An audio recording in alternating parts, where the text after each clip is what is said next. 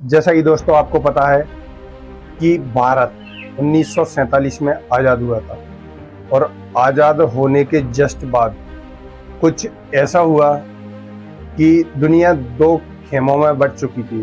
एक था यूरोपीय खेमा और एक था रशियन खेमा। यूरोपीय खेमे में अमेरिका आता था, रशियन खेमे में जो रशिया के आसपास के देश थे या जो संघ यूनियन रशियन था वो टूटकर बिखर गया था, वो देश आते थे। तो उस समय भारत एकमात्र ऐसा देश था जो मतलब खुद के दम पर अकेला था, उसी में से अलग होकर पाकिस्तान बना। तो दोस्तों अब आप बोलोगे कि इतने पीछे क्यों जा रहे हो।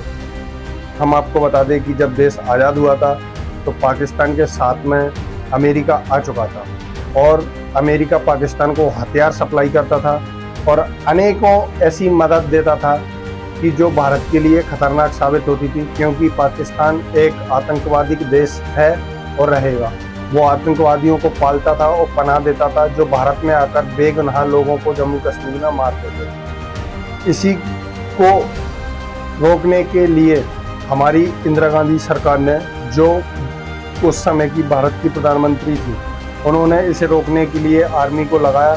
तो उसके लिए अमेरिका हिंद महासागर में आ चुका था। दोस्तों उस समय भारत के साथ दुनिया का कोई ऐसा देश नहीं था जो भारत का साथ देता, क्योंकि अमेरिका अपने युद्धपोत लेकर भारत पर अटैक करने हिंद महासागर में आ चुका था। उसी समय हमारा साथ देता है रूस। अब आप बोलोगे कि आप ऐसी बात क्यों बोल रहे हो, रूस का उस समय की बात अब क्यों निकाल रहे हो। तो दोस्तों मैं आपको बता दूं कि अभी दुनिया उसी ही राह पर निकल चुकी है जैसी 1900 या 1900 के टाइम पे निकली थी।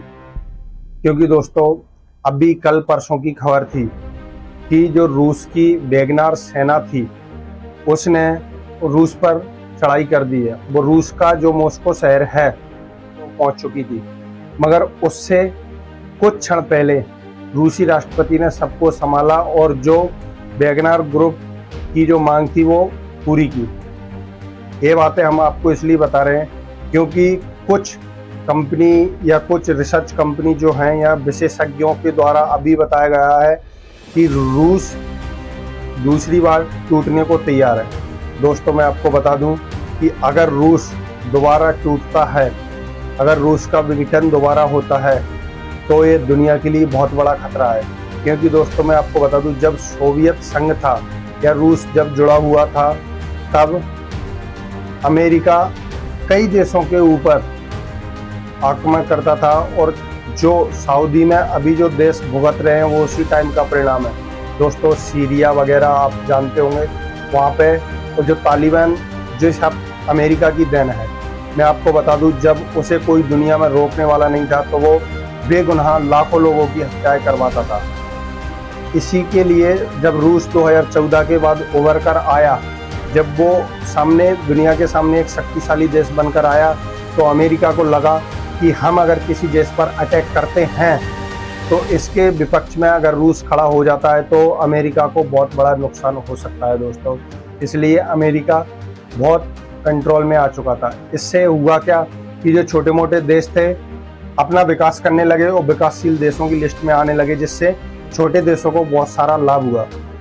अब दोबारा अगर सोवियत संघ या रूस दोबारा टूटता है तो मैं आपको बता दूं कि जो अमेरिका जैसे देश हैं वो फिर अपनी मनमानी शुरू कर देंगे।